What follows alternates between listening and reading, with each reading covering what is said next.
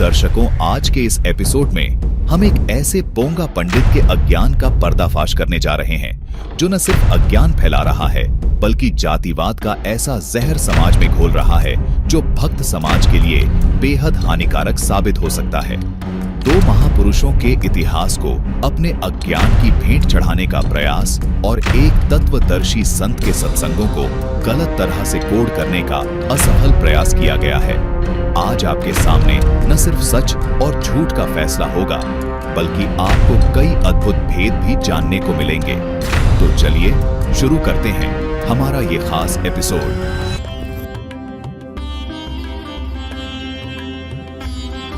संत रविदास जी का जन्म 14वीं सदी यानी सन 1377 में हुआ था तथा परमेश्वर कबीर जी का प्रकाट्य सन 1398 में हुआ, यानी श्री रविदास जी कबीर जी से 21 वर्ष पहले जन्मे थे।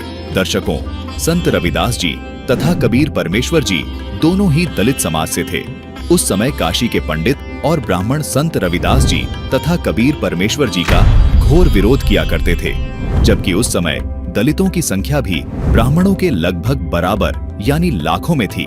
दर्शकों, जिस तरह कबीर परमेश्वर जी और संत रविदास जी इन पोंगा पंडितों से सवाल करते थे और इनके पाखंड की पोल समाज के सामने लाते थे, इसके मद्देनजर उस समय के धर्मगुरु, कर्मकांडी ब्राह्मण तथा कथावाचक इन दोनों महापुरुषों के जानी दुश्मन बने हुए थे। उस समय के जो आम ब्राह्मण लोग थे, जो आम जनता का हिस्सा थे, वो इन नकली धर्मगुरुओं और कर्मकांडी ब्राह्मणों के झांसे में फंसे हुए थे, यानी इनसे दीक्षा लेकर वे सभी अपनी भक्ति साधना किया करते थे। इसी कारण से आम ब्राह्मण जन भी संत रविदास जी और कबीर परमेश्वर जी से पैर रखते थे, यानी इनका विरोध किया करते थे। दर्शकों, कबीर परमेश्वर जी से और संत रविदास जी से आम ब्राह्मण समाज इसलिए बैर रखता था क्योंकि संत रविदास जी और परमेश्वर कबीर जी सत्संग करके बताया करते थे कि हिंदू धर्म में इष्ट रूप में पूजे जाने वाले ब्रह्मा, विष्णु, महेश नाशवान हैं, यानी इनकी जन्म और मृत्यु होती है तथा इन तीनों देवताओं को इष्ट रूप में नहीं पूजना चाहिए। संत रविदास जी और परमेश्वर कबीर जी कहा करते थे कि इष्ट रूप में तो केवल परम अक्षर ब्रह्म यानी सत्पुरुष को ही पूजना चाहिए। वे साथ में ये भी कहा करते थे कि इन तीनों देवताओं को हमें छोड़ना नहीं है, बल्कि ये तीनों देवता हमारे एक अभिन्न अंग हैं। जैसे संत गरीबदास जी महाराज ने बताया है कि तीनों देवा कमल दल बसे, ब्रह्मा विष्णु महेश, प्रथम इनकी वंदना, फिर सुन सतगुरु उपदेश। दर्शकों, इस वाणी का भावार्थ ये है कि प्रत्येक मानव की रीढ़ की हड्डी के साथ साथ अंदर की ओर कमल चक्र बने हुए हैं जिसमें सभी देवताओं का वास है, यानी ब्रह्मा, विष्णु, महेश तथा देवी दुर्गा और गणेश जी का निवास है। संत गरीबदास जी महाराज का इस वाणी में कहने का भावार्थ है कि पहले हमें इन सभी देवी देवताओं का सम्मान करना है, अर्थात इनकी साधना करनी है। इसके उपरांत सद्गुरु जी से आगे की पूजा का ज्ञान समझना होता है। दर्शकों, आदि सनातनी पूजा के प्रथम चरण की दीक्षा में इन सभी देवी देवताओं के मंत्र दिए जाते हैं। इसके उपरांत साधक के योग्य होने पर आदि सनातनी पूजा के दूसरे चरण की दीक्षा दी जाती है, जिसको सतनाम भी कहा जाता है। दर्शकों, आपको यहाँ ये बताना भी अनिवार्य समझते हैं कि उस समय केवल प्रथम चरण की दीक्षा ही दी जाती थी, क्योंकि साधक दूसरे चरण की दीक्षा के योग्य नहीं हो पाते थे। दर्शकों, आपको यहाँ स्पष्ट कर दें कि आदि सनातनी पूजा 3 चरणों में पूरी की जाती है। इसकी विस्तृत जानकारी की वीडियो का लिंक हमने वीडियो के डिस्क्रिप्शन बॉक्स में दे दिया है, जिसका हेडिंग है असली रामायण सार, सनातनी पूजा के पतन की कहानी, संत रामपाल जी महाराज की जुबानी, भाग 3। दर्शकों, संत रविदास जी तथा परमेश्वर कबीर जी सत्संग में बताया करते थे कि पितृ पूजा मत करो, भूत पूजा यानी श्राद्ध आदि कर्मकांड मत करो। इनके करने से आपको कोई लाभ नहीं मिलेगा तथा इन भूतों की पूजा करने से उल्टा आप भी भूत ही बनेंगे। आप सब केवल शास्त्रों में बताई गई साधना ही करो और वह साधना केवल हमारे पास है। आपके ये नकली गुरु सिर्फ और सिर्फ आपका जीवन नष्ट ही कर रहे हैं। दर्शकों, कबीर परमेश्वर जी और संत रविदास जी के सत्संग प्रवचनों को सुनकर बहुत से आम ब्राह्मण लोगों ने और अन्य समाज के लोगों ने उनसे दीक्षा ली, क्योंकि बहुत से लोगों को ज्ञान होने लगा था कि कबीर जी और रविदास जी ब्रह्मा विष्णु महेश की भक्ति छुड़ा नहीं रहे, बल्कि उनकी साधना की सही विधि बता रहे हैं। जिन लोगों ने संत रविदास जी और परमेश्वर कबीर जी के सत्संग को सुनकर उनसे नाम दीक्षा ली, उनके दुख दूर होने लगे। फिर वो सभी लोग अपने आसपास के लोगों को भी बताने लगे कि परमेश्वर कबीर जी तथा संत रविदास जी में प्रबल शक्ति है। इनके द्वारा दी गई भक्ति साधना से बहुत लाभ होता है, और जो साधना हम अभी तक करते आए थे या जो साधना आप लोग कर रहे हैं, इससे आपको कोई लाभ नहीं मिलेगा।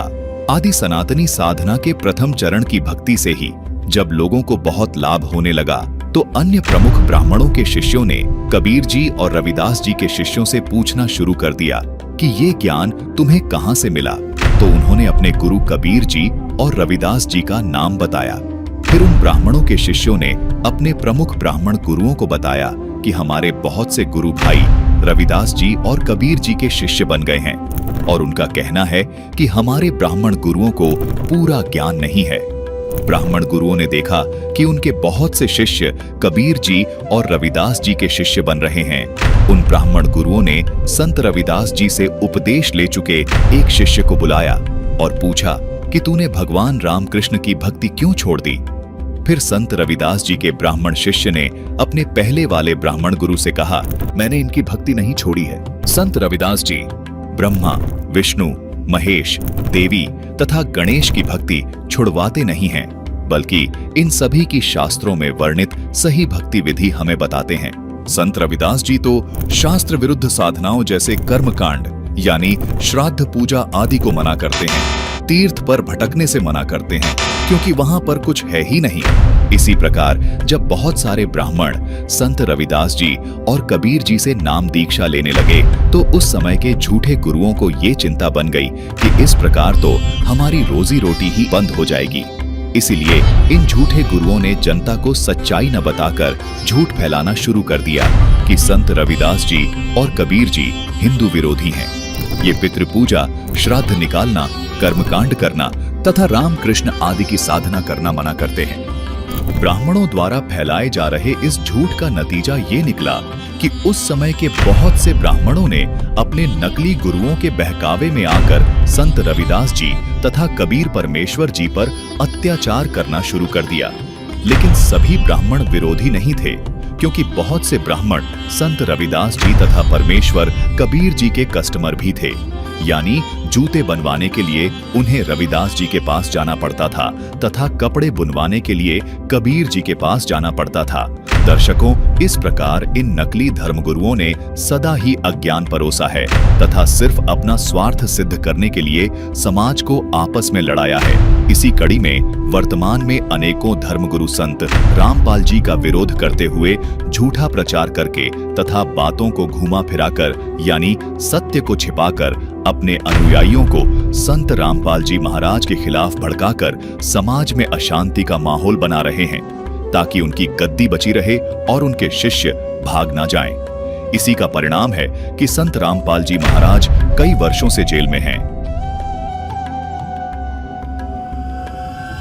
दर्शकों, ऐसा ही एक पोंगा पंडित सतनाम दास है। ये पोंगा पंडित स्वयं को चमार जाति का मसीहा कहता है, जबकि इसका चाल चलन रहन सहन बताता है कि ये आध्यात्मिक ज्ञान में शून्य और गुंडई करने के अजीबो गरीब तरकीबें जरूर जानता है। झूठ फैलाने में महारत प्राप्त इस पोंगा पंडित के विचार आप सुनेंगे तो दंग रह जाएंगे।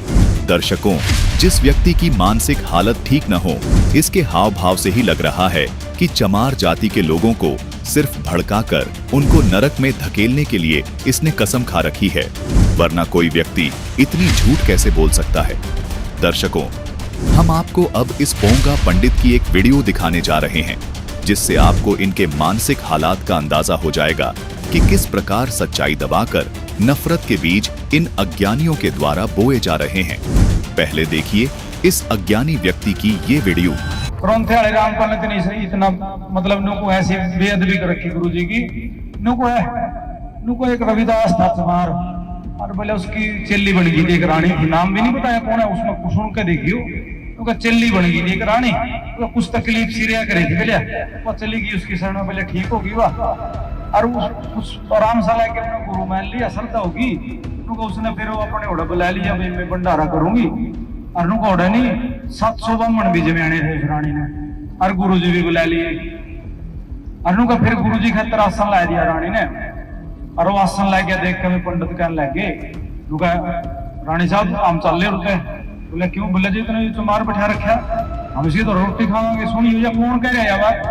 रामपाल कौन ख्याल नुका है रानी ने जीव क्या नहीं, अगर भाई नूर नु बात है पकड़ी महाराज। जब रानी ने यह बात कही नहीं भाई ये नूर नु कह रहे, महाराज के बोलिया पंडितों में अपनी औकात भूल गया कि मैं चमारू, अरे मैं तो गलती कर दी बनाया क्या रहे, अरे मेरा तो सथान हो रहा है जरा थारे जुत्ते लिख रहे, मैंने मेरी औकात तो नहीं थी। मतलब ये वर्डिंग यूज है उसमें, गुरु रविदास महाराज के शब्द बताया हो, ये ऐसी बोल रामपाल को मैं अपनी औकात भूल गया था जी।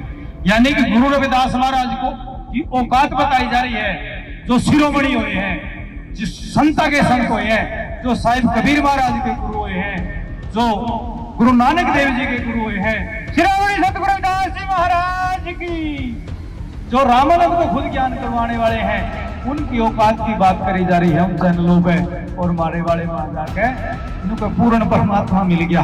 कौन? भाई रामपाल। अरे महाराज रविदास को मैंने वैसे ही पूछ लिया, महाराज रविदास कौन है? वो तो जी एक भगत है, कसम ले मारे वाली भी कमें वो भी अलग सा बनावा तो भगत है जी, और कैसा हो? इस अधर्मी व्यक्ति ने संत रामपाल जी महाराज के एक सत्संग प्रवचन पर टिप्पणी करते हुए कहा है कि संत रामपाल जी महाराज संत रविदास जी का अपमान करते हैं। दर्शकों, कितनी हैरानी की बात है, अगर आज डिजिटल जमाना न होता और इन अज्ञानियों की ये वीडियो रिकॉर्ड न होती तो ये समाज को कभी समझने ही नहीं देते कि क्या सही है और क्या गलत। दर्शकों, अब आपको संत रामपाल जी महाराज का वो सत्संग भी दिखाते हैं जिसको लेकर इस झूठे व्यक्ति ने ये टिप्पणी की है, ताकि आप समझ सकें कि संत रामपाल जी महाराज संत रविदास जी जैसे महापुरुष का अपमान कर रहे हैं या उनकी महिमा सुना रहे हैं। दर्शकों, संत रामपाल जी महाराज जी ने अपने सत्संग प्रवचन में अपनी ओर से कुछ नहीं कहा है। संत रविदास जी ने जो कहा था वही संत रामपाल जी महाराज जी ने बताया है। दर्शकों, पहले संत रविदास जी की वो वाणी देखते हैं जिसमें स्वयं रविदास जी ये स्वीकार कर रहे हैं, जिसको संत रामपाल जी महाराज ने बहुत ही सभ्यता से समाज के सामने रखा है। आइए सुनते हैं संत रविदास जी की वो वाणी जो प्रमाणित ग्रंथ गुरु ग्रंथ साहब के पेज 1293 पर अंकित है। नागर जना मेरी जात बिख्यात चमारंग, हृदय राम गोविंद गुणसारंग रहाओ, जाके कुटुंब के टेढ़ सब टोर टोवंत फिर हैं, अजहू बनारसी आस पासा, आचार सहत विपर कर हैं डंडौत, तिन तने रविदास दासान दासा। दर्शकों, आगे आपको संत रामपाल जी महाराज जी का वो सत्संग भी सुनाएंगे जिसको लेकर इस अज्ञानी सतनाम दास ने ऐतराज जताया है। लेकिन उससे पहले आपको इस घटना के बारे में संक्षिप्त में परिचित करवा देते हैं। दर्शकों, ये वाकया कुछ इस प्रकार है। एक रानी ने संत रविदास जी को अपना गुरु बना लिया था। एक दिन रानी ने अपने घर भंडारे का आयोजन किया। उस भंडारे में रानी ने अपने गुरु संत रविदास जी को भी आमंत्रित किया। रानी ने संत रविदास जी का आसन बहुत अच्छे से एक ऊंची जगह सेज की तरह लगा रखा था और रानी स्वयं रविदास जी के आसन के नीचे पास में बैठी थी। इस भंडारे में रानी ने काशी के ही 700 ब्राह्मण भी बुला रखे थे। जब उन ब्राह्मण पंडितों ने देखा कि ये रविदास चमार आसन पद्म लगाए बैठा है और रानी इसको आदर सत्कार दे रही है, तो मारे ईर्ष्या के उन ब्राह्मणों के तन बदन में आग सी लग गई। सभी ब्राह्मण खड़े हो गए और रानी से कहने लगे कि इस रविदास चमार को भंडारे में बुलाकर आपने हमारी बेइज्जती की है। तब रानी ने उन ब्राह्मणों से कहा कि क्या बात हो गई ब्राह्मणों, इसमें आपकी बेइज्जती कैसे हो गई? उन ब्राह्मणों ने जवाब दिया कि आपने ये चमार ढेड़ यहाँ क्यों बैठा रखा है? ये और इनका परिवार काशी में मरे हुए जानवरों को यानी ढोरों को ढोते फिरते हैं, यानी घसीट घसीट कर लाते हैं और उनका चाम उतारते हैं, तब इनका पेट पलता है। रानी ने कहा कि ये आपके लिए केवल चमार है, लेकिन मेरे ये गुरु जी हैं, ये मेरे परमात्मा समान हैं। रानी ने उन ब्राह्मणों से नाराजगी जताई तो ब्राह्मणों ने भी ऊंची आवाज में बोलना शुरू कर दिया कि इसके परिवार वाले सब ढेड़ हैं, ये तो ढोढ़ होता है, ये कब से रानी आपका गुरु बन गया, हम नहीं खाएंगे यहाँ खाना। इस चमार जाति के ढेड़ के लिए आप हमारा अपमान कर रही हैं।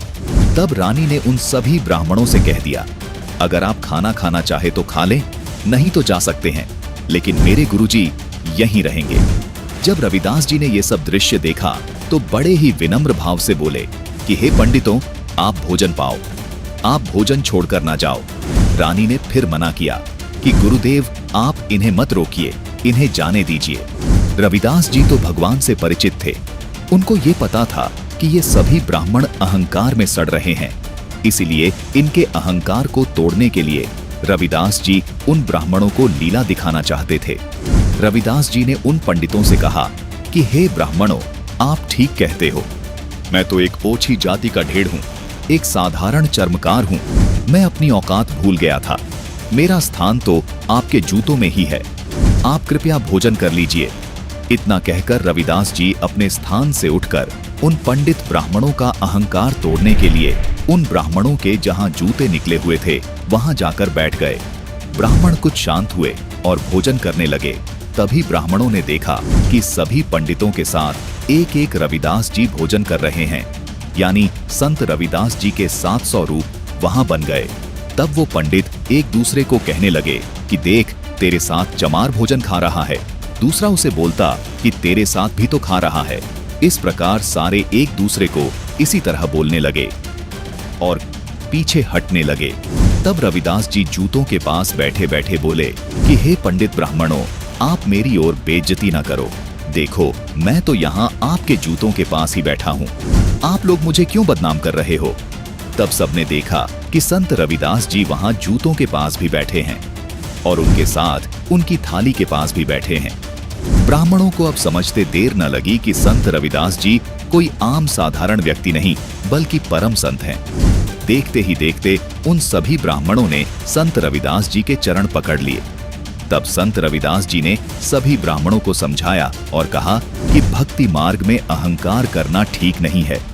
रविदास जी ने कहा कि हे ब्राह्मणों, आपने जो जनेऊ पहना है, इसके पहनने से या इसका दिखावा करने से परमात्मा नहीं पाया जा सकता। फिर संत रविदास जी ने अपने अंदर सोने का जनेऊ दिखाया और बोले कि तुम सब तो नकली ब्राह्मण हो, मैं तो जन्मजात ब्राह्मण हूँ। यानी उनका कहना था कि अगर केवल जनेऊ पहनने से ब्राह्मण बनता है तो मेरे अंदर तो जन्मजात जनेऊ है। फिर उन सभी 700 ब्राह्मणों ने संत रविदास जी के चरण पकड़ लिए, अर्थात सभी ने संत रविदास जी को दंडवत प्रणाम किया। तब रविदास जी ने वाणी बोली थी, सुनिए। नागर जना मेरी जात बिख्यात चमारंग, हृदय राम गोबिंद गुणसारंग रहाओ। जाके कुटुंब के टेढ़ सब टोर टोबंत फिर हैं, अजहू बनारसी आसपासा आचार सहत विपर कर हैं डंडौत, तिन तने रविदास दासान दासा। दर्शकों, संत रविदास जी ने अपनी इस वाणी में स्पष्ट कर दिया कि 700 ब्राह्मण मुझे रानी के पास बैठा देख के कह रहे थे कि ये जाति का ढेड़ यानी चमार है, पशुओं के चाम को ढोने वाला आज रानी का गुरु बन गया है, हम यहाँ खाना नहीं खाएंगे। और फिर बाद में जब सभी ब्राह्मणों ने संत रविदास जी के चमत्कार को देखा तो सभी 700 ब्राह्मणों ने संत रविदास जी को दंडवत प्रणाम किया। दर्शकों, जैसा कि हमने आपको पहले भी बताया है कि संत रामपाल जी महाराज कोई भी बात बिना प्रमाण के नहीं बोलते, इसीलिए संत रविदास जी की इन वाणियों से स्पष्ट हो गया कि जो प्रसंग संत रामपाल जी महाराज जी ने संत रविदास जी के बारे में सुनाया वो बिल्कुल शब्दाशब्द सच है।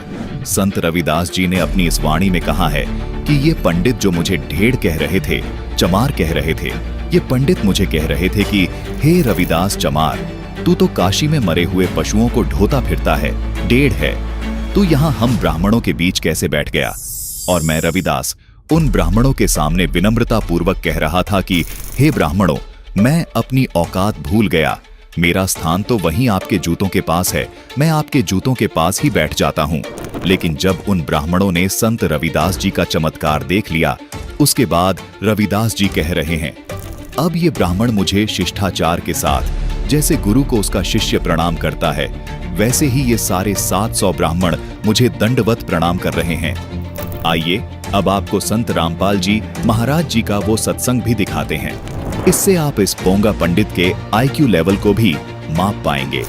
आप संत रामपाल जी महाराज का जब ये सत्संग सुनेंगे तो विचार करेंगे कि संत रामपाल जी महाराज जी ने तो संत रविदास जी के विरोध में एक शब्द भी नहीं बोला है, बल्कि संत रामपाल जी महाराज जी ने तो इस पूरे प्रकरण को और भी सुंदर और सरल तरीके से बताया है। सुनिए संत रामपाल जी महाराज के संत रविदास जी के बारे में ये सत्संग प्रवचन। एक समय एक रानी थी, भक्त संत रविदास जी की शिष्या होगी वो। अब जब तक वो संत रविदास जी कबीर परमात्मा के सर में नहीं आया था, यानी रहते थे साथ ही साथ वो, लेकिन परमात्मा ने भी उनको शरण में लिया नहीं था, क्योंकि रामानंद जी से उनको दीक्षा दिलाई थी। एक ब्राह्मण था और वो रविदास जी के पास गया और कहने लगा, रविदास जी चल गंगा में नहा आते हैं। तो रविदास जी कहने लगे, भाई क्योंकि रामानंद जी को परमात्मा कबीर जी ने ये ज्ञान दे दिया था, तो रामानंद जी ने रविदास जी को वो ज्ञान जचा रखा था। तो रविदास जी कहने लगे, भाई हमारी गंगा तो हमारा यहीं पर है, सिमरन है, और हम गंगा में नहीं जाते। काफ़ी उसने कहा, नहीं मान्य रविदास जी। तो रविदास जी कहने लगे, भाई एक काम करिए।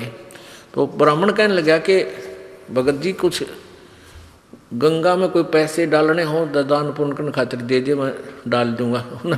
उसने ने सोचा था ये 2-4 रुपये दे देगा, कुछ मंगा लिए, कह देगा डाला गंगा में। तो रविदास जी बोले, भाई एक काम करिए, ये ले जा मेरा 1 रुपया, और गंगा जी हाथ काट के जो रुपया ले हुए न्यू हाथ में पकड़े तो दे आइए, ना वापस ले आइए।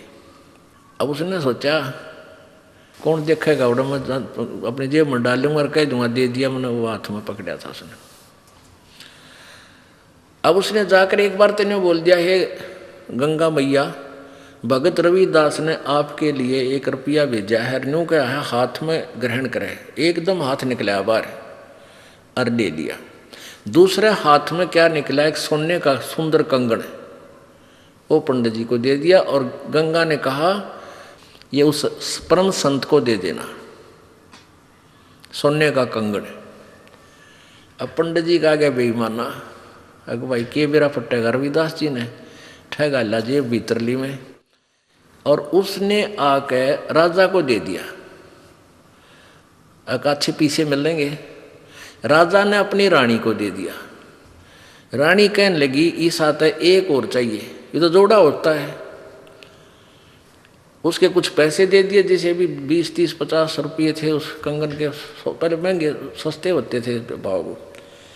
अब राजा नवबामण फिर बुलाया, पंडित जी बात सुन, एक और लिया, नित्रा बकल तारांगे दनी लिया था। क्यों? उसा कंगन उसने सारा पटक सर पटक लिया, कितना नहीं पाया। वो जब दुखी हो लिया, अकीब जान बच्चा नहीं, रविदास जी के पास चले, शायद वो फिर 1 रुपया दे दे, मैं गंगा में दे आऊँ और फिर वहाँ से मिलेगा मुझे। तो फिर रविदास जी के पास गया पंडित जी, कहने लगे, भगत जी आज तेरे हाथ में मेरे परिवार की जान है। राजा ने जब वो 1-2 बार नकारा कर दिया, जी और तो ना पाता, ने बोला रानी का आदेश है, या तो ले आ, नहीं तेरे पूरे परिवार ने कोल्लू में पीड़ाएंगे। पहले ऐसे जुबान पर कानून होता था राजाओं का। अब वो घना डर गया, फिर आखिर में रविदास जी के चरणों में पड़ गया, रोए पड़ा। रविदास जी कहने लगे, क्या हो गया,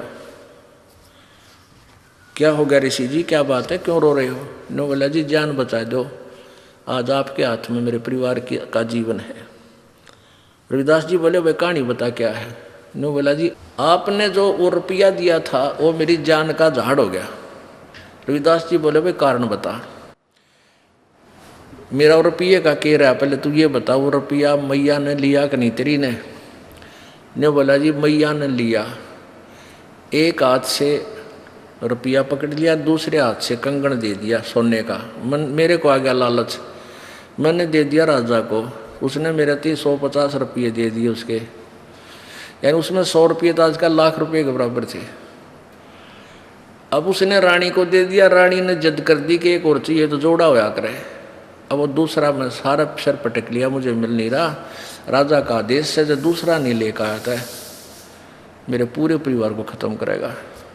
नो बोला 1 रुपया और दे दे, मैं गंगा मैया ने दे कर ले आऊँगा। नो बोला इससे वो जहाँ वो जूते बना रहा था ना रविदास जी, वहाँ एक कुंडा होता था पानी का, एक कुंडा सा पानी का होता था, जैसे डोंगा टाइप मिट्टी का ज़मीन में गाड़ दिया करते, उसमें से डोरी गिल्ली रखते थे वह, और जूते गांठ बनाते थे ना उसमें गिल्ली बोरी, उसमें वो चाम भी भे कर रखते थे, चमड़े को भिगो कर रखते थे। पहले जो ये चमार जो जूते बनाते थे ये जीव हिंसा का किया हुआ चाम नहीं लेते थे। कोई स्वाभाविक कोई पशु मर जाता था उसी का चाम उतार के, यानी वो पाप के भागी नहीं होते थे, तो उसमें चाम भी भिगोया करता था चमड़ा कुंड में। तो रविदास जी बोले इस कुंड में हाथ दे कर काट ले जितने कंगन चाहिए। अब पंडित जी पहले तो दूर बैठा था, एक लत कपड़े से बोझ के, और मरता क्या नहीं करता, वो हाथ दे दिए उसमें, वो चाम के पानी में हाथ मारा तो उसके अंदर से 3-4 कंगन आए, एक जैसे, वो बिल्कुल डिटो कॉपी। अब रविदास जी बोला बाकी यहीं डाल दिया ना और सामत आ जाएगी तेरी, एक ले जा अपना। अब उसने तो कलजा पाटन हो रहा था, वो तो लेकर चला गया। अब वो रानी ने पूछा भाई तू लाया कितने पल दनाटे था, सच्ची बता, उन्होंने सारी कहानी बता दी। तो वो रानी इतनी प्रभावित हुई ऋषि जी तय उससे, रविदास जी से, उन्होंने रानी ने उसको गुरु बना लिया रविदास जी को। और एक दिन फिर धर्म भंडारा किया, एक भोज देना चाहा उसने, कोई लड़के की पार्टी पूर्टी करके जन्मदिन वगैरह का। उसमें 700 तो ब्राह्मण आ रहे, ब्राह्मण पंडित जी, और उधर से गुरु जी को भी आमंत्रित करना जरूरी था कि गुरु के बिना कोई अनुष्ठान नहीं करना चाहिए। रविदास जी को बुला रखा। रविदास जी को रानी ने आदर सत्कार से अलग से एक सुंदर आसन बिछा कर उसको ऊपर विराजमान कर रखे। उधर से ब्राह्मणों को न्योता दे दिया, सामने ब्राह्मण 700 ब्राह्मण आके और पंक्ति बना के भोजन के लिए पोजीशन पकड़ गए, और उधर से भोजन परोस दिया, सामने भोजन परोस दिया। जब तक भोजन नहीं आता ना, इतना नीत रहा कर केला होंगे, जलेबी आओगी, लड्डू आओगी, वो ध्यान नहीं रहता कौन कित बैठा है। जब पूरी थाली भर ली, जब देखा उन्हें इधर उधर करके, उन्हें देखा रहा यू चमार बैठा है यहाँ पर, सारे खड़े हो ले। न बोले रानी तने हमारी बेइज्जती कर दी है, हम भोजन नहीं करेंगे। अब ये चमार यहाँ बैठा रखा है, तने तो हमारा दीन भ्रष्ट कर दिया, हम ब्राह्मण हैं। अब रानी कहने लगी ब्राह्मणों रोटी खानी है तो खा लो ना, मेरे गुरुजी तो यहीं बैठेंगे, ये नहीं उठेंगे यहाँ से। अब रविदास जी कहने लगे रानी बात सुन बेटी, आय अतिथि का अनादर नहीं करते, पाप लग गया करे। रविदास जी खड़े हो गए और कहने लगे विप्रो मैं अपनी औकात भूल गया था, मेरा स्थान तो आपके जूतों में है, मैं वहाँ बैठता हूँ जाके, आप भोजन पाओ, रुष्ट ना हो, इस बच्ची को दोष लग जाएगा। अब रानी मना करती है और गुरुजी के रविदास जी कहने लगे बेटी गुरु का आदेश पालन होता है, आप मत बोलो। और वहाँ जाकर बैठ गए जहाँ उन्हें जूते निकाल रखे थे। रविदास जी वहाँ बैठ गए, अपना भोजन कर रहे हैं। अब वो पंडे लागे छक्कन पे रोटी फटाफट। अब प्रत्येक पंडित के साथ में एक रविदास भोजन खा रहा है। 700 पंडित और 700 रविदास जी रूप बन गए और उनके साथ में रोटी खावे। वो सामने वाला पंडित कहता है अरे तेरे साथ ये चमार रोटी खा रहा है। रविदास कहता तेरे साथ भी तो खा रहा है। वो कहता तेरे साथ भी तो खा रहा है। अब सारे कूद कूद पड़े। रविदास जी कहते हैं ए ब्राह्मणों मेरी और इंसल्ट मत करो, मैं तो देखो यहाँ बैठा हूँ, मुझे बदनाम मत करो। वहाँ देखा सचमुच वहाँ भी बैठा और 700 रूप में उनके साथ खड़े। तब रविदास जी खड़े हुए ने बोले, पेट भरो, तुमने ना तो भगवान का बेरा, तुम तो पेट भरने की का ठेका ले रहे हो। कहने लगे तुम इस जनेऊ से मोटे मोटे टांग रखे नो। तो परमात्मा रविदास जी बोले, जनेवा तो मुक्ति ना हो भाई, भक्ति से मोक्ष होगा। और तुम जनेवा चाहते हो, कहते अपना एक हथियार गेल ले रहे थे चाम छोलन का, इतनी लंबी खुरपी सी वाग रहे। वो कहते हैं वो तो एक लीला थी, कौन सी खाल पाड़े थे, एकदम न्यू करके दिखा दिया। ने बोले देखो मेरे अंदर सोने का जनेऊ है भाई, तुम तो इस सूत का बोझ मरो। तब कहते हैं 2 घंटे तक प्रवचन किए उस परम संत ने। वो 700 के 700 पंडितों ने वो जनेऊ काट कर फेंक दिए, रविदास जी के चरणों में शीश समर्पण कर दिया, नाम ले लिया।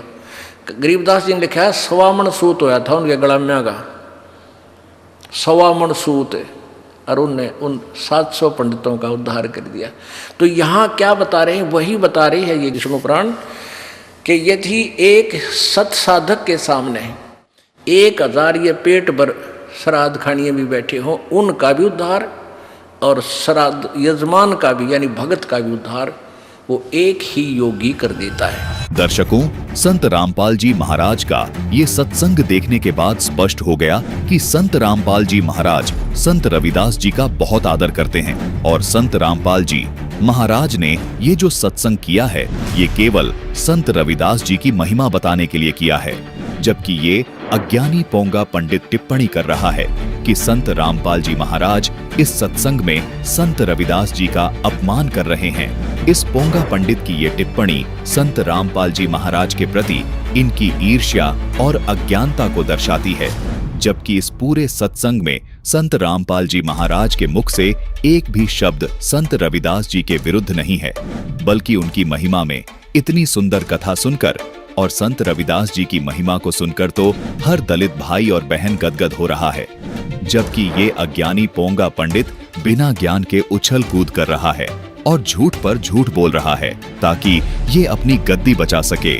दर्शकों, संत रामपाल जी महाराज जी का ये सत्संग प्रवचन सुनने के बाद तथा संत रविदास जी की ये वाणी देखने के बाद आपका भ्रम दूर हो गया होगा कि ये तो स्वयं संत रविदास जी ने ही ऐसा बोला था और समझ आ गया होगा कि ये व्यक्ति समाज में झूठी और मनगढ़ंत बातें करके कितना झूठ फैला रहा है। ये व्यक्ति काशी के उन नकली और झूठे ब्राह्मणों वाली भूमिका ही निभा रहा है जो उस समय के ब्राह्मण निभा रहे थे। उनको भी यही डर था कि कबीर जी और संत रविदास जी हमारी दुकान बंद करवा देंगे, और इस नकली व्यक्ति को भी यही डर है कि संत रामपाल जी महाराज हमारी दुकान बंद करवा देंगे। इनके अज्ञान को दुनिया के सामने उजागर करने के कारण ही संत रामपाल जी महाराज आज जेल में हैं। इसके अलावा कोई और कारण नहीं है। दर्शकों, इन झूठे और धूर्त लोगों का मकसद है कि संत रामपाल जी महाराज के ज्ञान का तो कोई तोड़ निकाल नहीं पा रहे, क्यों न झूठी और मनगढ़ंत बातें करके ही संत रामपाल जी महाराज को बदनाम कर दिया जाए। इसलिए इस धूर्त व्यक्ति ने ये बात कही कि संत रामपाल जी महाराज संत रविदास जी का सम्मान नहीं करते अथवा दलित समाज का सम्मान नहीं करते, जबकि दर्शकों, संत रामपाल जी महाराज द्वारा दलित समाज के हित में अनेकों कार्य किए गए हैं, जिससे न सिर्फ संत रामपाल जी महाराज का संत रविदास जी के प्रति सम्मान झलकता है, अपितु संत रामपाल जी महाराज दलित समाज के उत्थान और उनके हकों के लिए भी अग्रणी भूमिका निभाते हैं। आपको कुछ ऐसी तस्वीरें दिखाने जा रहे हैं जिन्हें देखकर आपको सहज ही अंदाजा हो जाएगा कि एक संत की कथनी और करनी जब एक होती है तो वो धरातल पर किस तरह नजर आती है। दलित समाज को अच्छे से याद है अप्रैल 2018 का वो वाकया जब माननीय उच्चतम न्यायालय ने SC/ST एक्ट को खत्म कर दिया था। SC/ST act, SC/ST act, SC/ST act, SC/ST atrocity act, SC/ST act, SC/ST कानून के खिलाफ आज सवर्ण जातियों के संगठनों ने भारत बंद रखा। प्रदर्शनकारी सड़कों पर उतरे, बाजार बंद करा दिया, रेल की रफ्तार रोक दी। 4 राज्यों में बंद का पूरा असर दिखाई दिया, जिसको बहाल करवाने के लिए दलित समाज के लोगों ने सड़क पर उतरकर आंदोलन किया। बहुत संघर्ष करने के बाद भी SC/ST एक्ट को बहाल करने में सफलता नहीं मिल रही थी। सरकार भी दलित भाइयों के हक को दिला नहीं पा रही थी। तब ऐसे में संत रामपाल जी महाराज के आदेशानुसार उनके 17 करोड़ अनुयायी दलित भाई बहनों के हक को दिलाने के लिए सड़क पर उतर गए थे। संत रामपाल जी महाराज के समस्त अनुयायियों ने भारत देश के हर जिले में एक साथ एक समय पर जब सरकारी कार्यालयों के सामने धरना दिया तो भारत सरकार को उसी दिन शाम के 4 बजे SC/ST एक्ट को बहाल करने की घोषणा करनी पड़ी थी। दर्शकों, इसे कहते हैं गरीब और असहाय वर्ग के हितों और उसके सम्मान की बात करना। इन जैसे पोंगा पंडितों को संत रामपाल जी महाराज के इन जनहित कार्यों को इसलिए अनदेखा करना पड़ जाता है क्योंकि इनको अपनी दुकान बंद होने का खतरा महसूस होने लगता है। दर्शकों, संत रामपाल जी महाराज के द्वारा किए गए जनहित कार्य को स्थानीय दलित नेता ने किस प्रकार सराहा था, देखिए। आज का प्रोटेस्ट सामाजिक मुद्दे को लेकर आपको पता होगा कि पिछले दिनों माननीय सुप्रीम कोर्ट ने इस देश में बसने वाली 1/4 भाग जो जनता है उसका जो एक्ट है SC/ST एक्ट उसको कमजोर किया था सुप्रीम कोर्ट के द्वारा और उसके ऊपर 2 अप्रैल का बंद भी किया गया था। आज मैं बधाई देना चाहूंगी गुरु महाराज रामपाल जी को कि उनके जो शिष्य हैं उन्होंने आज इस समाज की आवाज को उठाते हुए और मानवता का धर्म अपनाते हुए आज माननीय प्रधानमंत्री जी को ज्ञापन दे रहे हैं DC रोहतक के माध्यम से कि जो एक्ट कमजोर किया गया है इस देश के बासिंदों के खिलाफ है, जो एक्ट उस एक्ट को दोबारा से लागू किया जाए। और अभी लोकसभा चली हुई है, संसद में अध्यादेश लाकर इसको लागू किया जा सकता है।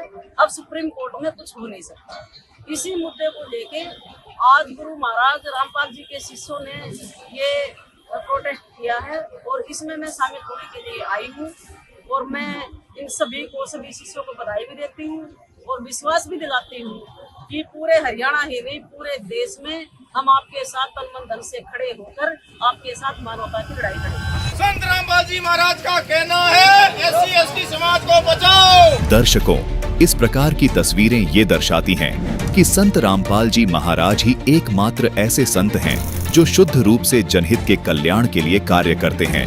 दर्शकों, ऐसा नहीं है कि संत रामपाल जी महाराज केवल दलित समाज के उत्थान के लिए उनके साथ खड़े होते हैं। दर्शकों, संत रामपाल जी महाराज जी की यही खासियत है कि उनके लिए सबसे पहला धर्म है मानव धर्म। संत रामपाल जी महाराज सभी दबे कुचले वर्ग को उनका हक दिलाने के लिए और उन्हें संपूर्ण आध्यात्मिक ज्ञान देकर हमेशा हमेशा के लिए सुख प्रदान करने के लिए दिन रात प्रयत्नशील रहे हैं। दर्शकों, संत रामपाल जी महाराज के एक शिष्य ने जो चमार वर्ण से हैं, उन्होंने इस पाखंडी सतनाम सिंह से कहा कि आपका ज्ञान गलत है, आप केवल भोले भाले श्रद्धालुओं को गुमराह कर रहे हो। मैंने संत रामपाल जी महाराज जी से दीक्षा ली है, उनका ज्ञान समझा है, सभी शास्त्रों से मिलाया है, जो मैंने सत्य पाया है इसे स्वीकार करके आप भी अपना कल्याण करवा लो और अपने भोले भाले अनुयायियों को भी ये सच्चाई बता दो। इतनी बात सुनकर इस सतनाम सिंह पांडे को, जो चमार वर्ण का पंडित बना बैठा है, इसके तन मन में आग लग गई तथा इसको अपनी महंताई यानी गद्दी की चिंता सताने लगी। इसने संत रामपाल जी महाराज जी के खिलाफ झूठ बोलने का मोर्चा खोल दिया और झूठ पर झूठ परोसने लगा। दर्शकों, जैसा कि संत रामपाल जी महाराज जी ने अपने सत्संग में बताया है कि संत रविदास जी एक परम संत थे, जिन्होंने संपूर्ण अध्यात्म ज्ञान को समझकर परमात्मा को प्राप्त कर लिया था। उनको पता था कि ये ब्राह्मण अहंकारी हैं, इनको अपनी जाति का अहंकार है और परमात्मा कभी भी अहंकारी का साथ नहीं देता। जैसे रावण भी एक ब्राह्मण था, उसके पास सिद्धियां भी थीं, लेकिन अहंकार न जाने के कारण उसने अपना विनाश करवाया। इसलिए संत हमेशा अधीनी से रहते हैं। संत रामपाल जी महाराज ने बताया है कि संत रविदास जी ने कभी अभिमान नहीं किया, उन्होंने अपनी जाति को कभी नहीं छुपाया और न कभी गर्व किया, और यही एक संत की पहचान होती है, क्योंकि संत के अंदर भक्ति परिपूर्ण होती है, परमात्मा उनके साथ होता है, उनको परमात्मा पर पूर्ण विश्वास होता है। संत रविदास जी हमेशा मीठी वाणी बोलते थे। इसी सिद्धांत के अनुसार संत रविदास जी ने बड़े ही नम्र शब्दों में कहा है। सुनिए संत रविदास जी की विनम्रता से परिपूर्ण ये वाणियां। आदि गुरु ग्रंथ साहिब के पृष्ठ 486 से ये वाणी। जाति ओछा पाति ओछा, ओछा जन्म हमारा, राजा राम की सेव न कीनी, कह रविदास चमारा। आसा मेरी जात कमीनी, पात कमीनी, ओछा जन्म हमारा, तुम शरणागत राजा रामचंद, कह रविदास चमारा। दर्शकों, संत रविदास जी की ये वाणियां दर्शाती हैं कि वो कितने आधीनी पूर्ण होकर भगवान की भक्ति में दृढ़ थे। अब आप ही बताइए कि संत रामपाल जी महाराज ने क्या गलत बोल दिया, बल्कि उन्होंने तो संत रविदास जी का सम्मान किया है, जबकि संत रविदास जी स्वयं अपने आप को बोल रहे हैं कि मेरी जात कमीनी, पात कमीनी, ओछा जन्म हमारा, तुम शरणागत राजा रामचंद, कह रविदास चमारा। दर्शकों, साधु संत ऐसे ही बोलते हैं। वे कभी अभिमान नहीं करते, क्योंकि उनको भगवान से डर होता है। जबकि दूसरी ओर ये व्यक्ति सतनाम रावण की तरह अहंकारी भाषा बोल रहा है। इसमें संत के एक भी लक्षण नहीं है। गुंडे मवालियों की तरह काले चश्मे पहनकर अपने भाषण में अहंकार से भरी बात कर रहा है। दर्शकों, आपको इस पाखंडी सतनाम की एक और वीडियो दिखाते हैं। पहले देखिए इसकी ये वीडियो। तो मेरा आपका निवेदन है साध संगत जी, इस बात में समझियो कि अपने सतगुरु रविदास महाराज को किंगी नीचा ना दिखाइयो, नीचा नहीं दिखाना है। सबका सत्कार करो, सबने नमस्कार करो, किसी का गाली ना दो, पड़ोस ना दो, लेकिन आपके सतगुरु का कुलगुरु का कोई अपमान करता हो ना, तो जूत काट लो, मगर जूत काट के ना देख ले तो तब बात बढ़ेगी। नहीं तो आए दिन कोई ना कोई बकवाद करता रहेगा। आए दिन अवतार क्यों?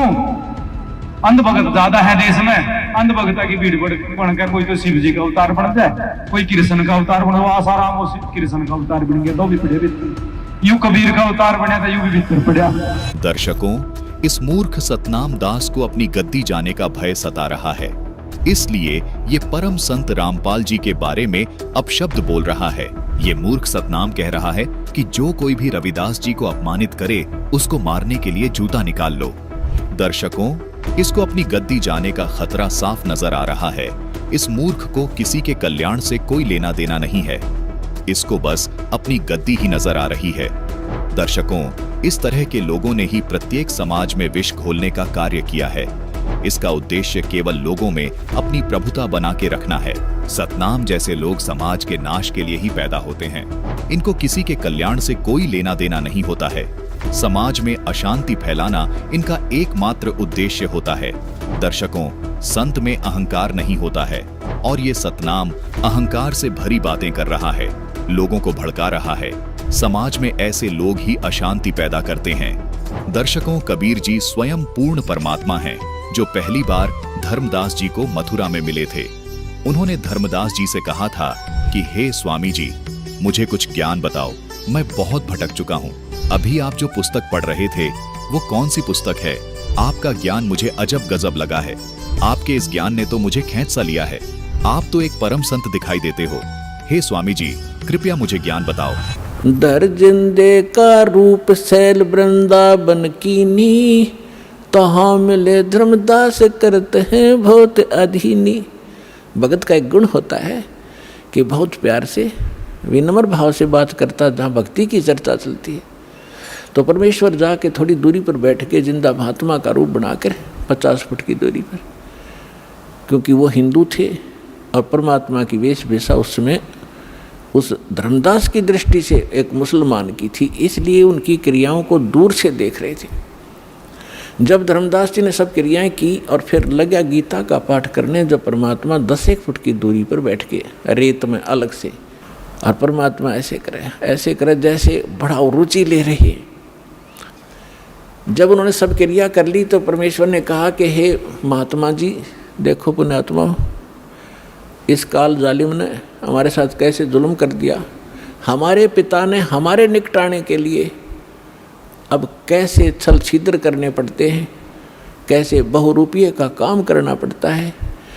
उस 2 कौड़ी के जीव धर्मदास को तो कहते हैं हे महाराज जी, और स्वयं कहते अपने आप को कबीर दास, मैं दास हूँ, मैं भटका हुआ हूँ और मैं सब महापुरुषों के पास जा चुका हूँ, परमात्मा के लिए घर से निकला हूँ और मुझे कोई सही मार्ग मिल नहीं रहा। आज मैंने आपका ज्ञान सुना, कुछ मेरा खिंचाव हुआ, मैं आपसे परमात्मा की जानकारी चाहता हूँ। अपने आत्माओं जब ऐसे अधीन होकर कोई पूछता है तो हमारी इच्छा बनती है कि बताएं इसको, ये तो भ्रमित है। तो इस दृष्टिकोण से उन्होंने समझाया कि इसके पाप बच जाएंगे यदि हमारे धर्म को स्वीकार कर लेगा। तो कहने लगा, धर्मदास जी ने कहा कि कैसा लगा ज्ञान, कि बस पूछो मत, गदगद हो गया हूँ। कबीर परमात्मा बोले, मैं दीक्षा लेना चाहता हूँ आपसे। दर्शकों, इस प्रकरण पर संत रामपाल जी महाराज जी के पूरे सत्संग का लिंक हमने वीडियो के डिस्क्रिप्शन बॉक्स में दे दिया है। दर्शकों, कबीर परमेश्वर जी स्वयं पूर्ण परमात्मा होते हुए धर्मदास जी से जब इतनी आधीनता से बात करते हैं, तब धर्मदास ने परमात्मा से बात करनी शुरू की और फिर काफी देर चर्चा चली और कबीर परमेश्वर जी ने सतलोक सतपुरुष आदि के बारे में सारी जानकारी दी और बताया कि हम कौन हैं, कहां से आए हैं, हमारा मोक्ष कैसे होगा। और धर्मदास जी को कबीर परमेश्वर जी का ज्ञान बहुत ही श्रेष्ठ और सत्य लगा, जबकि धर्मदास जी पहले रामकृष्ण की ही पूजा करते थे। जैसे संत रविदास जी ने भी बताया कि मैं भी कबीर परमेश्वर के मिलने से पहले अयोध्या के राजा श्री रामचंद्र जी की भक्ति करता था।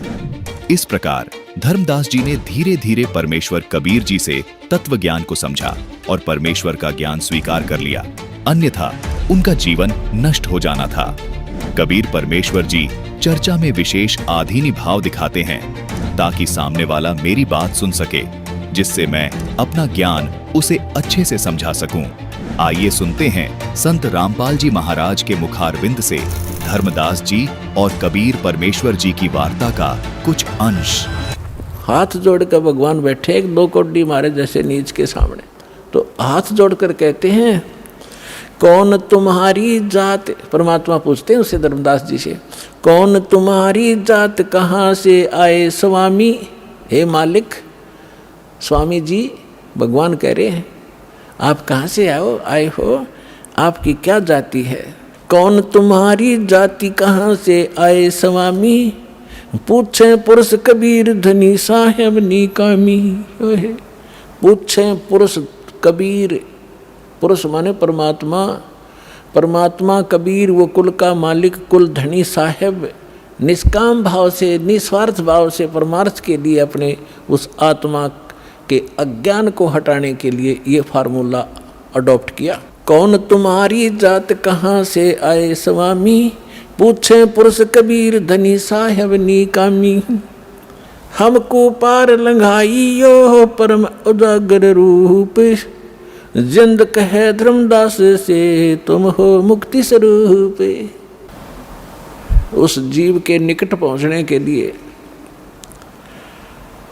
कहा कि हमको पार लंघाइयो हे परम उजागर रूप, और जिंद कहे धर्मदास से, परमात्मा जिंदा रूप में थे और तुम हो मुक्ति स्वरूप। आप तो बिल्कुल ऐसे लगते हो जैसे आप तो पार होए पड़े हो, और मुझे भी वो मार्ग बताइए ताकि मेरा उद्धार हो। परमात्मा कह रहे हैं धर्मदास जी से।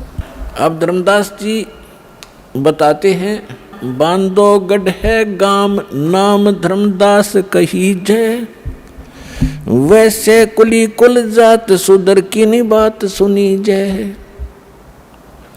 बांधवगढ़ मेरा गांव है, नाम मेरा धर्मदास है, और वैश्य कुल में मेरा जन्म है।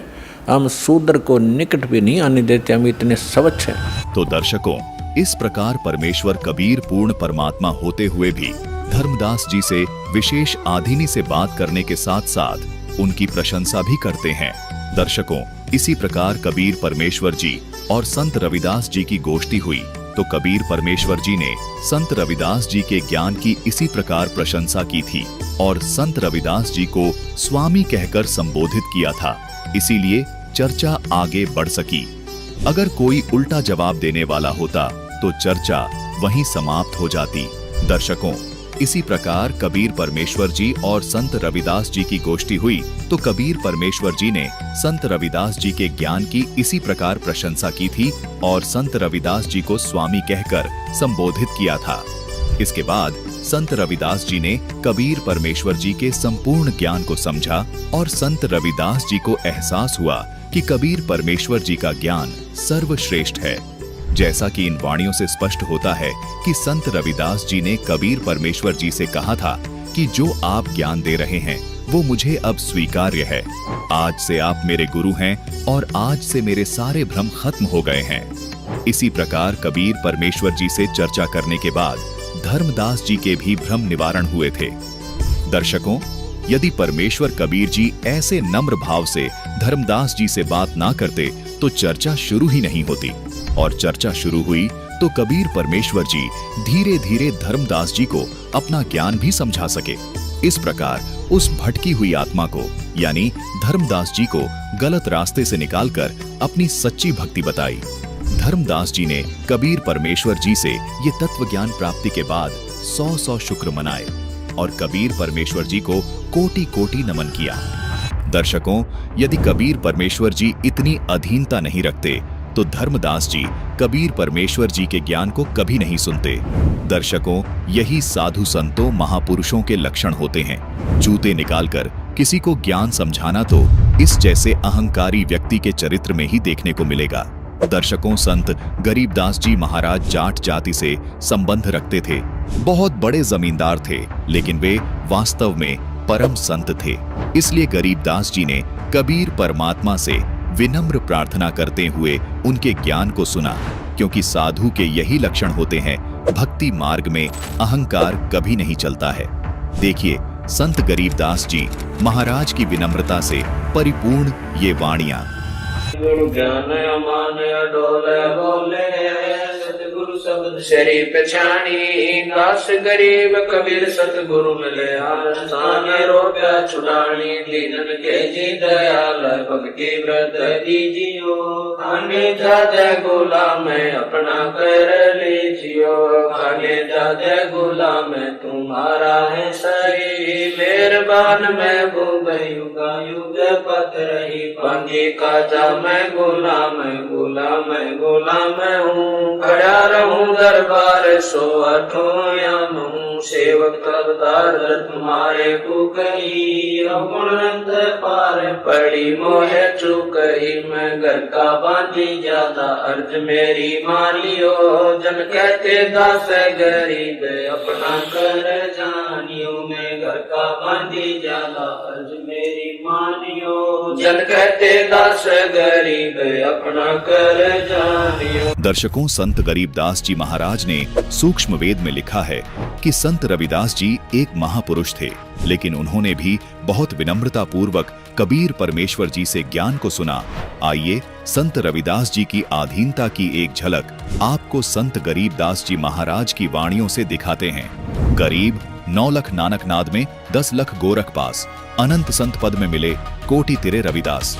गरीब रैदास खवास कबीर का युगन युगन सत्संग, मीरा का मुजरा हुआ छड़ा नवेला रंग। दर्शकों, संत गरीबदास जी भी स्पष्ट कर रहे हैं कि संत रविदास जी परमेश्वर कबीर जी के शिष्य हुए थे और कबीर परमेश्वर जी के आदेश पर ही संत रविदास जी ने मीराबाई जी को प्रथम नाम दीक्षा दी थी। गरीब रेहदास दौर घसीटता काशी नगर मंझार, साचा सतगुरु मिल गया जब सिर से पड़ी बिगाड़। संत रविदास जी कहते हैं कि मैं काशी में ऐसे ही ढोर घसीटा करता था, अर्थात मुझे यथार्थ ज्ञान नहीं था और मैं ऐसे ही गलत साधना करके जीवन नष्ट करके चला जाता। जब सच्चे सद्गुरु के रूप में कबीर साहिब जी मिले तब सिर से बोझ उतरा, यानी जो बेगार कर रहा था, यानी जो व्यर्थ प्रयत्न कर रहा था, अर्थात जो गलत साधना कर रहा था, उससे मेरा पीछा छूटा। यही प्रमाण हमें गुरु ग्रंथ साहिब जी के पृष्ठ 1293 पर भी मिलता है। देखिए, नागर जना मेरी जात बिख्यात चमारंग, हृदय राम गोबिंद गुणसारंग रहाओ, जाके कुटुंब के टेढ़ सब टोर टोबंत फिर हैं, अजहू बनारसी आस पासा, आचार सहत विपर कर हैं डंडौत, तिन तने रविदास दासान दासा। दर्शकों, इन वाणियों में भी रविदास जी ने स्पष्ट किया है कि हे कबीर जी, मैं जाति का चमार पहले इसी काशी के आसपास ढोर ढो रहा था। यानी मरे हुए पशुओं को घसीटता फिर रहा था और उनका चाम उतार कर अपना जीवन निर्वाह कर रहा था। यदि आपका ये तत्व ज्ञान न मिलता तो जीवन व्यर्थ चला जाता। अब आपका ये तत्व ज्ञान मिलने के बाद निर्वाह के लिए अपना काम भी कर रहा हूं और आप जी ने वो सतभक्ति भी प्रदान कर दी जिसको करने से अब मेरा मोक्ष भी हो जाएगा। अब भक्ति और जीवन निर्वाह दोनों कार्य हो रहे हैं। आपका तत्व ज्ञान प्राप्त होने के बाद आपने मुझे इतना महत्वपूर्ण बना दिया कि अब काशी के ये प्रमुख ब्राह्मण भी मुझे दंडवत करते हैं, अर्थात मुझे आदर सम्मान दे रहे हैं, जबकि मैं तो आपके दासों का भी दास हूं। दर्शकों, जिस प्रकार कबीर परमेश्वर जी ने अपने आप को छिपाते हुए धर्मदास जी को बड़ी ही आधीनता से उनको महापुरुष और ज्ञानी पुरुष बताते हुए पहले धर्मदास जी से उनका ज्ञान सुना और बहुत बड़ाई भी की और कहा, हे स्वामी जी, आप जी तो बहुत ज्ञानी हैं, मुझे आपका ज्ञान बहुत अच्छा लग रहा है। यहाँ कबीर परमेश्वर जी ने धर्मदास जी को स्वामी कहकर संबोधित किया था। गरीबदास जी महाराज की वाणी है कि कौन तुम्हारी जात, कहां से आए स्वामी, पूछ है पुरुष कबीर, धनी साहिब निहकामी। इसी प्रकार कबीर परमेश्वर जी ने संत रविदास जी को भी स्वामी कहकर संबोधित किया ताकि संत रविदास जी कबीर परमेश्वर जी का ज्ञान भी रुचिकर सुन लें। दर्शकों, अभी आपको पुस्तक श्री गुरु रविदास जीवन चरित्र और रविदास चरणामृत के पेज 40 पर वर्णित संत रविदास जी और कबीर परमेश्वर जी की वार्ता का एक प्रकरण दिखाते हैं, जिसमें कबीर परमेश्वर जी की और संत रविदास जी की ज्ञान चर्चा होती है, जिसमें दोनों के बीच कुछ प्रश्नोत्तरी होती है। कबीर जी ने रविदास जी से प्रश्न किया कि हे स्वामी, कृपया यह भी बताइए, यह जीव कहां से आया है और कहां जाएगा? श्री रविदास जी बोले, यह जीव अगम से आया है, निगम से होकर अगम को जाएगा। कबीर जी अपने प्रश्नों का उचित उत्तर पाकर बड़े संतुष्ट हो रहे थे। तो दर्शकों, देखा आपने, कबीर परमेश्वर जी संत रविदास जी को भी स्वामी कहकर ही संबोधित कर रहे हैं ताकि संत रविदास जी प्रसन्न हो और कबीर परमेश्वर जी से आगे चर्चा करते रहें। ऐसे चलकर आगे कबीर परमेश्वर जी ने संत रविदास जी के साथ जब संपूर्ण आध्यात्मिक ज्ञान चर्चा कर ली तो संत रविदास जी को कबीर परमेश्वर जी का तत्व ज्ञान समझ आ गया। देखिए फिर संत रविदास जी की ये वाणियां, जिसमें संत रविदास जी कितनी आधीनता पूर्वक कबीर परमेश्वर जी को अपना गुरु स्वीकार करते हैं और कहते हैं कि कबीर जी, आप जो कह रहे हैं मैं भी अब से वही ज्ञान कहूंगा, आज से आप मेरे गुरु हैं। देखिए ये वाणी जो रैदास वाणी नामक पुस्तक के पेज 290 पर वर्णित है। सो तुम गावो, सो हूं गाओ, तेरा ज्ञान बिचारू, कह रैदास कबीर गुर मेरा, भरम करम धोए डारू। दर्शकों, आपको एक और प्रमाण दिखाते हैं जो रामकुमार वर्मा द्वारा रचित पुस्तक संत कबीर में भी देखने को मिलता है। रामकुमार वर्मा जी ने कबीर जी और संत रविदास जी पर पीएचडी की है। इस पुस्तक में लिखा है कि इनके कबीर और रैदास संवाद में रैदास और कबीर में सगुण और निर्गुण ब्रह्म के संबंध में वाद विवाद हुआ है। अंत में रैदास ने कबीर को भी अपना गुरु माना है और उनके सिद्धांतों को स्वीकार किया है। तो दर्शकों, देखा आपने कबीर परमेश्वर जी ने संत रविदास जी को किस प्रकार अपना तत्व ज्ञान समझाया और अपनी शरण में लिया। दर्शकों, संत रामपाल जी महाराज जी ने प्रमाणित कर दिया कि कबीर परमेश्वर जी ने अपनी प्यारी आत्माओं को शरण में लेने के लिए पहले उनसे बहुत ही आधीनी भरे अंदाज में चर्चा शुरू की और फिर बाद में अपना वो संपूर्ण ज्ञान समझाया जो शुरू में प्रत्येक हंस आत्मा को समझ नहीं आ रहा था। कबीर परमेश्वर जी की इन प्यारी हंस आत्माओं ने फिर उसी आधीनता से अपनी वाणियों को लिपिबद्ध करवाया और कबीर परमेश्वर जी के प्रति अपने अटूट विश्वास को प्रदर्शित किया। लेकिन इस सतनाम जैसे पोंगा पंडितों को शिवाय झूठ के कुछ और नहीं आता।